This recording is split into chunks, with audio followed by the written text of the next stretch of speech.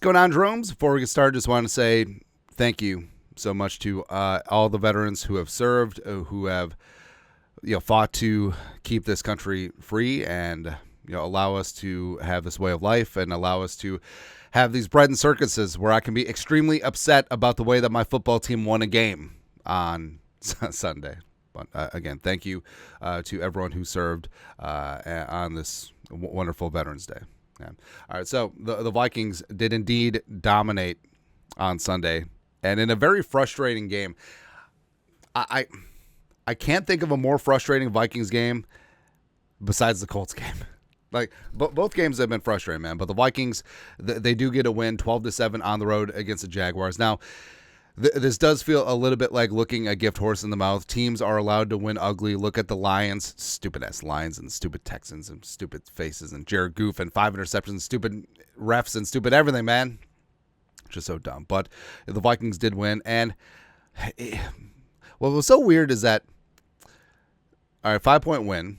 You only score 12. Your kicker is the only one who put points on the board. The Vikings' first team to have 3+ turnovers and score 0 offensive touchdowns and wins is blah, blah, blah. But it was just so weird because just eyeballing the game, it was so one-sided, right? And there's stats and numbers that back it up. So this is from Betting Pros.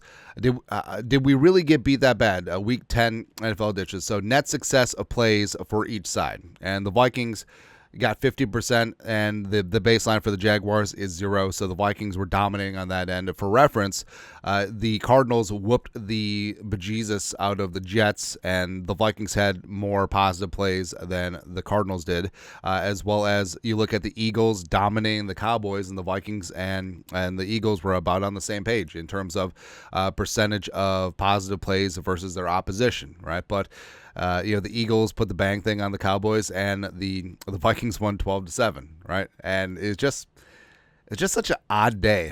It really was. And then the black and white stats, of course, are more than frustrating. Is that the Vikings had more offensive plays in Jaguars territory than the Jaguars had total offensive plays. Plus, the Jaguars had a chance to win at the end.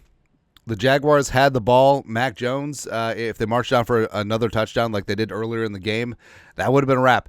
And this would have been a top 5 horrible loss for the Vikings.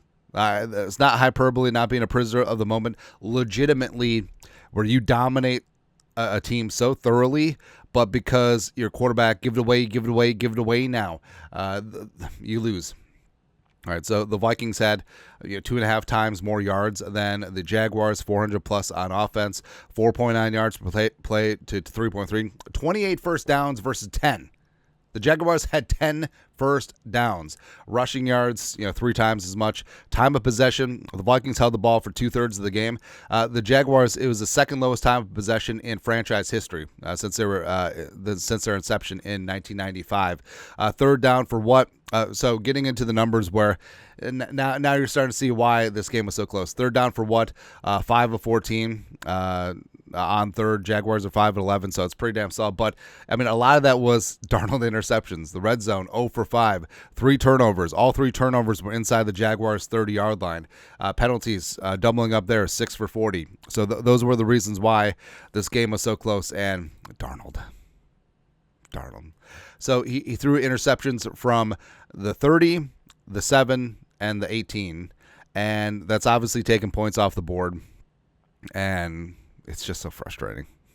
It really is. But it's one of those spots where, like I said, this would have been an all-time Vikings loss, especially since the Vikings just completely and thoroughly dominated all aspects of this game.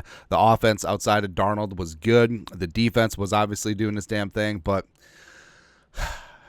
a win is a win, but it's Victory Monday, and I still feel a little bit itchy about it. But hopefully the Vikings will put things together because they no showed the first half against the Colts. The defense looked really damn good. Second half, they got things going, respect. But this game is just like, it really was all on Darnold. Like, every other phase was solid. The new specialists were good. The offense outside Darnold was good. The defense was back to being top dog. So hopefully this is the wake-up call, right? And the Vikings have had a couple of wake-up calls over the last 4 games. Defense got their asses kicked against the Lions and the Rams. You have to play better than the ref and blah, blah, blah. But I don't know, man. Hopefully this is a come to Jesus moment for Darnold and Kevin O'Connell and the offense, where it's just like, you can't have this. You cannot have a spot where you have 3 interceptions inside the 30, and you can't have a game where you're so dominant on their side of the field and come away with only field goals and a 5-point win, especially with the defense playing the way that it was. Yeah, no, it's ridiculous, man. But we saunter on. We saunter on. Just chalk it up as one of those weird-ass Sundays, and we'll go from there, right? But I also wonder, too, say the shoe was on the other foot. Say the Vikings got their asses kicked all day. Say, flip-flop the stats, right? And say that the Vikings were able to squeeze out a win. Would you feel better or worse about it? I would feel significantly worse, right? And it really is about process. And you could say that all of these plays are about process, and the final score is the result. But if you do things right in process, the score will take care of itself. Right? So I do think that the Vikings are on a good path, especially defensively. They're getting back to where they once belong. No, I don't chalk it up to like, oh, it's just the Jaguars. Ooh. Every team can be tough on a given week, right? So the Vikings are doing it the right way, and hopefully the results will follow. I think it was just one of those wonky donkey games where it's just like, I don't know, man. Anyways, your thoughts are our thoughts. Vikings dominated everything yesterday except for the scoreboard. Let us know, comment section below. You guys know what to do. Skol, production value.